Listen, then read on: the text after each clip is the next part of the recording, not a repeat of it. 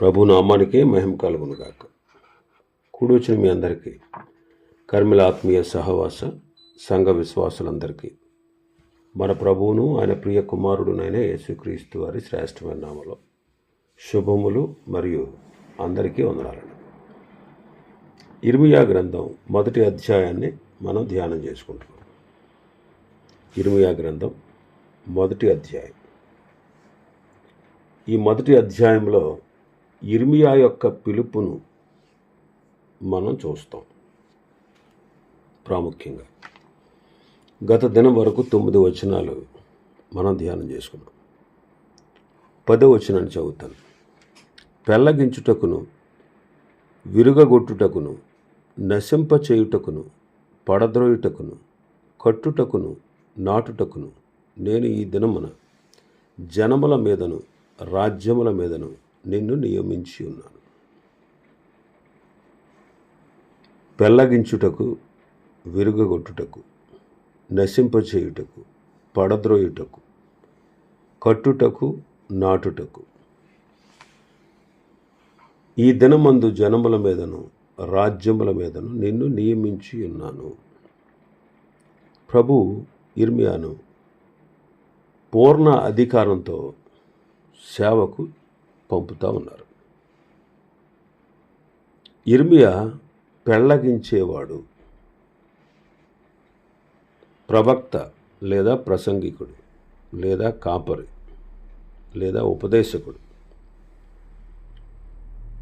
వీళ్ళలో ఎవరైనా ప్రసంగ వేదికలో ప్రసంగం యొక్క తీవ్రతలో మనుషులను పెళ్ళగించాలి, విరగగొట్టాలి, నశింపచేయాలి, పడవేయాలి. అదే వినికిడిలో కట్టువాడుగా, నాటువాడుగా ఉండాలి. తిమోతి 2వ పత్రిక 4వ అధ్యాయం 2వ వచనం.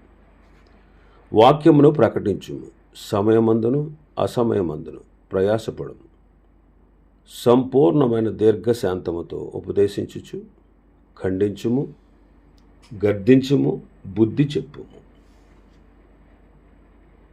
పౌలు గారు తిమోతికి రాస్తూ చెప్తున్నారు, వాక్యాన్ని ప్రకటించు.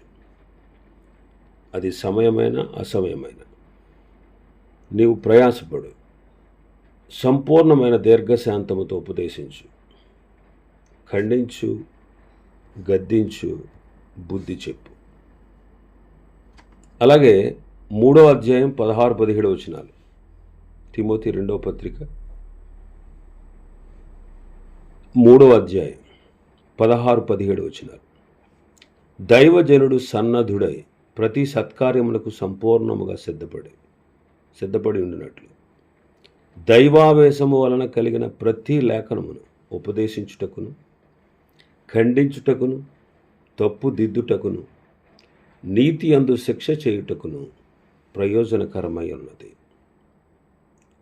కాబట్టి దైవజనుడు సన్నద్ధుడై ఉపదేశించాలి, ప్రతి లేఖనాన్ని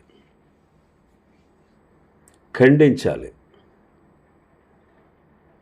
కొన్నిసార్లు తప్పు దిద్దాలి, కొన్నిసార్లు నీతి యందు శిక్ష చేయడానికి ప్రయోజనకరమై ఉన్నది అంటారు. కాబట్టి పేతురు తన ప్రసంగం ద్వారా 3,000 మందిని పెళ్ళగించాడు. ఇంకా రెండవది, ఇర్మియా విరగగొట్టువాడు. ఇర్మియా తన ప్రసంగ వినికిడిలో ప్రజలను విరగగొట్టేవాడు. పేతురు గారు కూడా తన ప్రసంగంలో ఆ ప్రసంగం విన్న వారిలో వారి హృదయాలు విరగగొట్టబడ్డాయి. అపొస్తలుల కార్యములు 2వ అధ్యాయం 36-37 వచనాలు. మీరు సిలువ వేయబడిన ఈ యేసునే దేవుడు ప్రభువుగాను క్రీస్తుగాను నియమించెను. ఇది ఇశ్రాయేలు వంశం అంతయు రూఢిగా తెలుసుకొనవలనని చెప్పాను.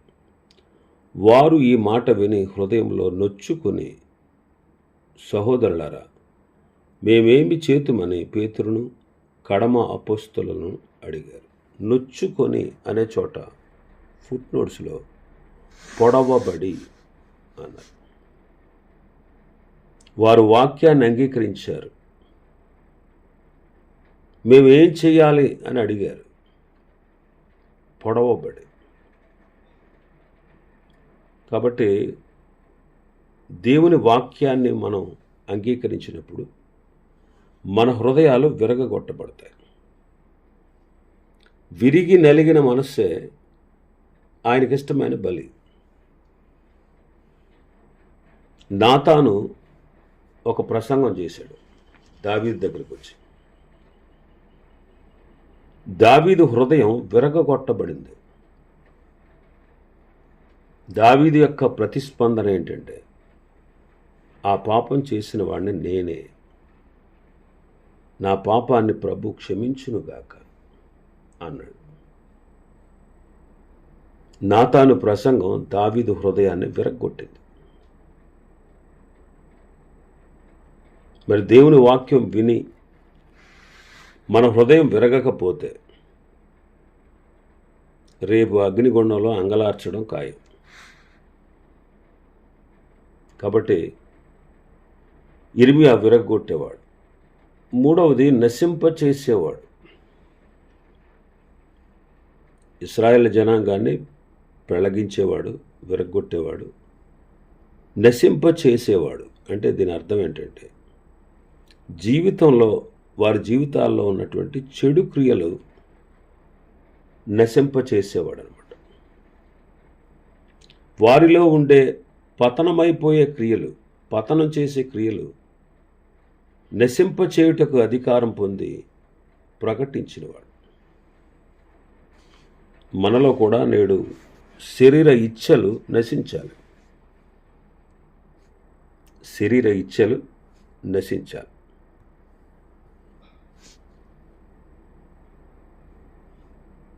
శరీర ఇచ్ఛలు నశించాలి. మనం నూతన సృష్టిగా మార్చబడాలి. లోకానికి, శరీరానికి మనం చావాలి. పౌలు గారు తన జీవితంలో నేను అనేది నశించిపోయింది. అందుకే జీవించేవాడును నేను కాదు, నాలో ఉన్న క్రీస్తే అంటాడు. ఈనాడు విశ్వాసులైనటువంటి మనలో కూడా శరీర క్రియలు నశించాలి. లోకము నశించాలి. సాతాను వాడి క్రియలు నశించాలి మన జీవితాల్లో. కాబట్టి నశింపచేసేవాడు. నాలుగవది పడద్రోయివాడు. పడద్రోయివాడు. కొరింథీయులకు రాసిన 2వ పత్రికలో 10వ అధ్యాయం 4వ వచనం చూస్తే, మా యుద్ధోపకరణములు శరీర సంబంధమైనవి కావు గాని దేవుని ఎదుట దుర్గములను పడద్రోయజాలినంత బలము కలవై ఉన్నవి.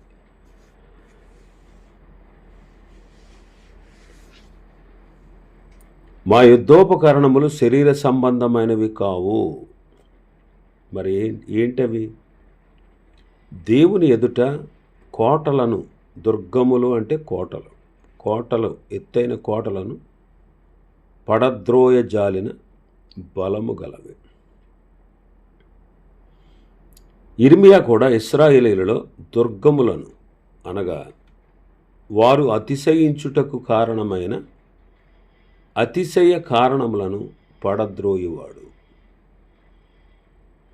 పౌలు గారు అంటాడు కొరింథీయులకు రాసిన 2వ పత్రిక 10వ అధ్యాయం ముందుకు చదివితే, మేము 5వ వచనం, మేము వితర్కములను, దేవుని గూర్చిన జ్ఞానమును అడ్డగించు ప్రతి ఆటంకమును పడద్రోసి ఆ ప్రతి ఆలోచనను క్రీస్తుకు లోబడినట్లుగా చెరపట్టి అంటాడు. ఏం పడద్రోస్తారట? విపత్కరములను, క్షమించాలి, వితర్కములను పడద్రోస్తాడు. వితర్కములు అంటే జ్ఞానానికి విరుద్ధమైన వివాదాలు అన్నమాట. దేవుని జ్ఞానానికి విరుద్ధమైన వివాదాలు. కాబట్టి వితర్కాలను పడద్రోయాలి. దేవుని జ్ఞానాన్ని అడ్డగించే ప్రతి ఆటంకాన్ని పడద్రోయాలి. పడద్రోయివాడు యిర్మీయా. అంటే ఇశ్రాయేలీలు వేటిని బట్టయితే అతిశయిస్తున్నారో, వేటిని బట్టయితే గర్విస్తున్నారో, ఆ గర్వించదగిన వాటన్నిటినీ అతిశయ కారణములను పడద్రోయివాడు. పౌలు గారు కూడా యోధా యొక్క జాతి తత్వాన్ని పడగొట్టాడు. యోధా వారి యొక్క జాతి తత్వం. యోధా వారు వాళ్లకు వాళ్లే గొప్పవాళ్ళు అనుకునేవారు, వాళ్లే దేవుని పిల్లలు అనుకునేవారు. వాళ్ళ యొక్క జాతి తత్వాన్ని, వారి అహంభావాన్ని, వారి గర్వాన్ని పడగొట్టేవాడుగా ఉన్నాడు. మరి యిర్మీయా ద్వారా దేవుడు పంపినటువంటి వాక్కు జనుల మధ్య, రాజ్యముల మధ్య ఈ సంగతులు జరిగిస్తాడు. జనుల మధ్య, రాజ్యముల మధ్య.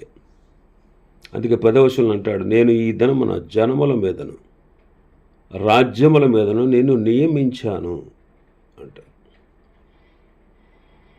కాబట్టి ఇక్కడ దేవుడు తన వాక్కునిచ్చి యిర్మీయాను పంపించి ప్రకటించిన ఆ ప్రకటనల వల్ల 2 విధాలైన ఫలితాలు సాధిస్తాయి. ఆ ప్రకటనలు, దేవుని వాక్కు, వాటిలో నాశనం చేసే శక్తి ఉంది, అలాగే మంచి ఫలితాన్ని ఇచ్చే శక్తి కూడా ఉంది.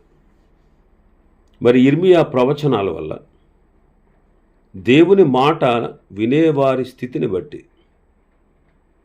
దేవుని మాటకు వారు చూపే వైఖరిని బట్టి 2 ఫలితాల్లో ఏదో ఒక రకం ఫలితం తప్పక ఉండి తీరుతుంది. కొన్నిసార్లు మంచితనం వర్ధిల్లాలంటే చెడుతనం నాశనం చేయక తప్పదు.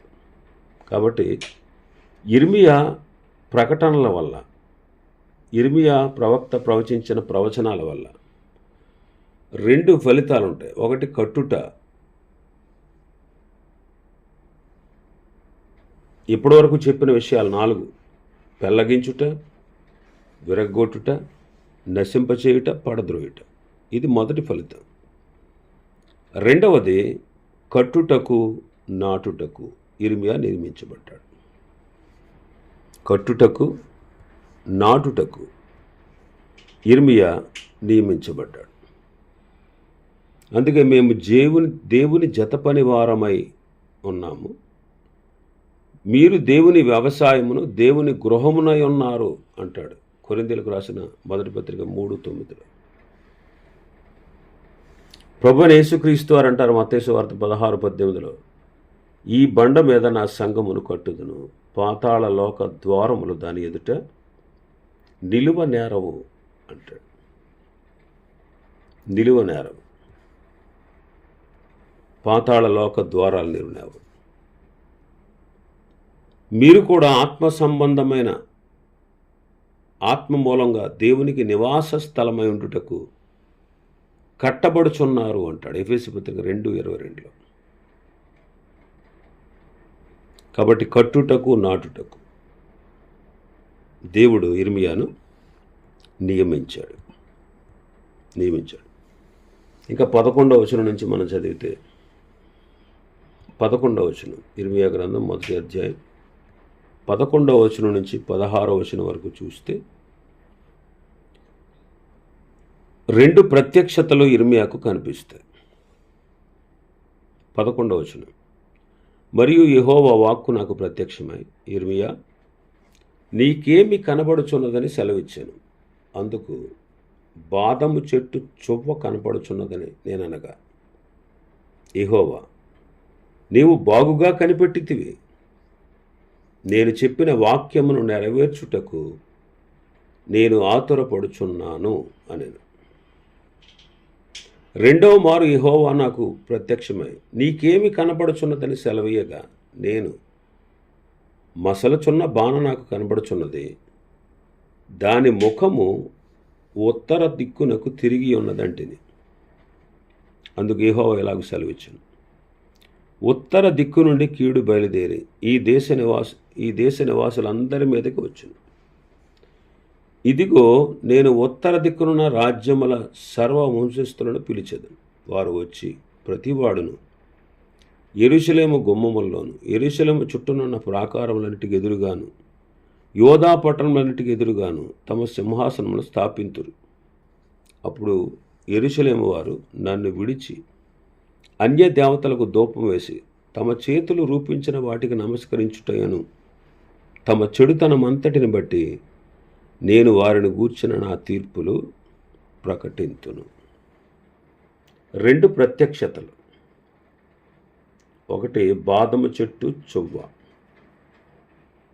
రెండవది మసలుచున్న బాణ. దాని ముఖము ఉత్తర తట్టుకు ఉత్తర దిక్కుకు తిరిగి ఉన్నది. దేవుడు ప్రవక్తలకు తన సందేశాన్ని ఇచ్చేందుకు కొన్ని పద్ధతుల్ని ఆయన ఎన్నుకున్నారు. ఈ వచనాల్లో కనిపించే 2 ఉదాహరణలు లేదా ప్రత్యక్షతలు ఇర్మియాలోని ఉపదేశాలన్నిటికీ ఇవి పట్టుకొమ్మలాంటివి. ఇర్మియాను తన పని మీద పంపుటకు 2 ప్రత్యక్షతలు కారణంగా ఉన్నాయి. ఒకటి, ఇప్పటి నుండి దేవుడు తడవు చేయక తన చిత్తాన్ని నెరవేర్చబోతూ ఉన్నాడు. ఇది మొదటిది. రెండవది, తాను యోధా దేశస్థులకు చెప్పవలసిన వర్తమానం ఎట్టిదో తెలుసుకోవడానికి హీబ్రూ భాషలో బాదం చెట్టును ఉపయోగించాడు. బాదం చెట్టు అనే మాటకి శ్రద్ధ వహించడం అని అర్థం. చిగురించిన అహరోను చేతికర్ర బాదం చెట్టు కర్ర. సంఖ్యాకాండం 17వ అధ్యాయంలో మనం చూస్తాం.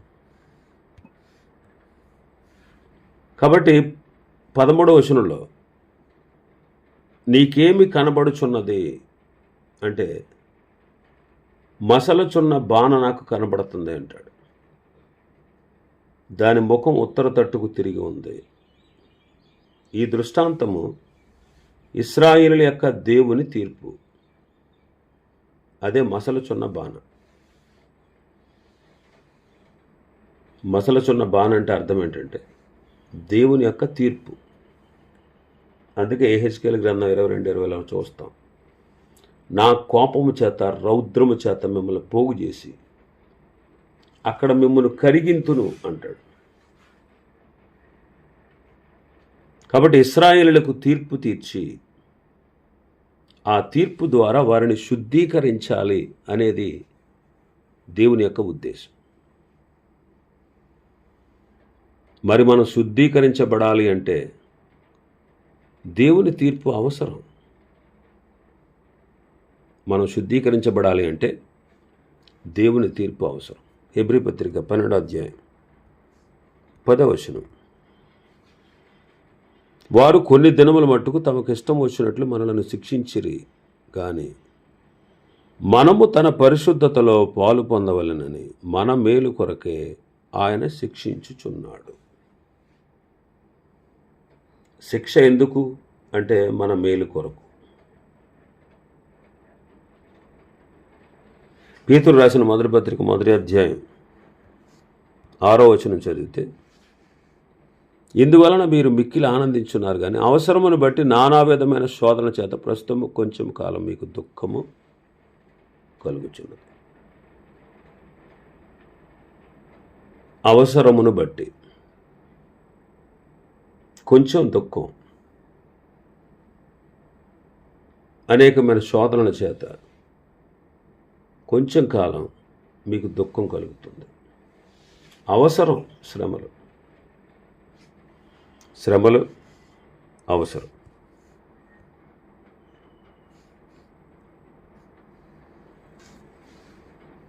యోబు గ్రంథం 23వ అధ్యాయం 10వ వచనం, నేను నడుచు మార్గం ఆయనకు తెలియను, ఆయన నన్ను శోధించిన తర్వాత నేను సువర్ణము వలె కనబడదు.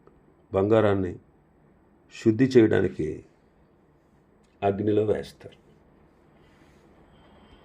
బంగారాన్ని శుద్ధి చేయడానికి అగ్నిలో వేస్తారు. అందుకే పౌలు గారు అంటాడు, ఫిలిప్పీ పత్రిక 1:30 చదివితే, క్రీస్తునందు విశ్వాసం ఉంచుట మాత్రమే గాక ఆయన పక్షమున శ్రమపడుటయు ఆయన పక్షమున మీకు అనుగ్రహింపబడింది. విశ్వాసం ఉంచడమే కాదండి, మనం ఆయన పక్షమున శ్రమపడుట అది కూడా అనుగ్రహించబడింది. కాబట్టి విశ్వాసం ఉంచుడి రక్షణ పొందడమే కాదు, రక్షణ పొందిన మనకు శ్రమలు అవసరం. మరి ఎందుకు శ్రమల్లో కలిగే మేలు ఏంటి? శ్రమలో విధేయత నేర్చుకుంటాం. శ్రమల్లో విధేయత నేర్చుకుంటాం. ఆయన కుమారుడై ఉండి తాను పొందిన శ్రమల వలన విధేయతను నేర్చుకుని, శ్రమ మనకు విధేయతను నేర్పిస్తుంది. కీర్తనకారుడు అంటాడు 119:67,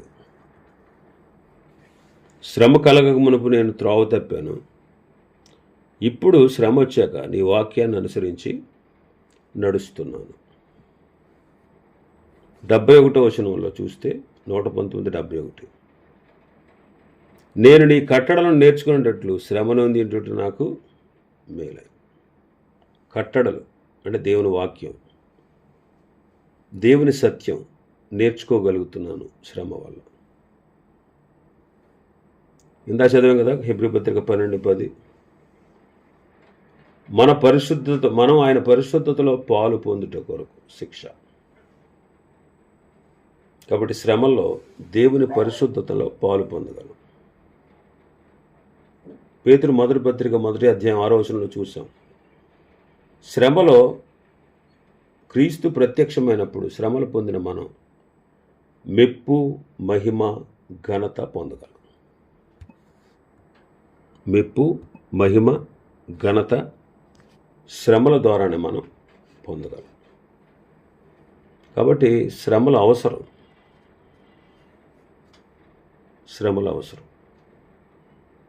కాబట్టి శ్రమల్లో శుద్ధీకరించబడతాం. మరి మసలుచున్న బాణ దేవుని యొక్క కోపానికి, శిక్షకు సాదృశ్యం. మరి ఎందుకు ఇశ్రాయేలులకు శిక్ష? ఎందుకు వారిని శిక్షించాలి? తన బిడ్డలు కాబట్టి. మరి వాళ్ళు ఏం చేశారు? 16వ వచనం మనం చదివాం. అప్పుడు యెరూషలేము వారు నన్ను విడిచి, వాళ్ళు దేవుని విడిచారు. ఏం చేస్తున్నారు? అన్య దేవతలకు ధూపం వేస్తున్నారు. తమ చేతులతో రూపించిన వాటికి నమస్కారం చేస్తున్నారు. ఆ చెడుతనాన్ని బట్టి దేవుడు తన తీర్పులు వారి పక్షాన వారిని గూర్చి ప్రకటించాడు.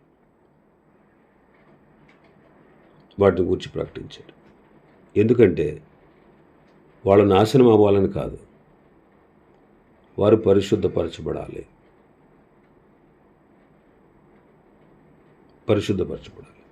ఇంకా చాలా విషయాలు ఉన్నాయి ఈ అధ్యాయంలో. ప్రభు చిత్తమైతే రేపటి మరికొన్ని విషయాలు మనం ధ్యానం చేసుకుందాం. దేవుడు ఈ వర్తమాన వాక్యాన్ని మన వినికిడిలో ఆశీర్వదించునుగాక. ఆమేన్. ప్రార్థన చేసుకుందాం.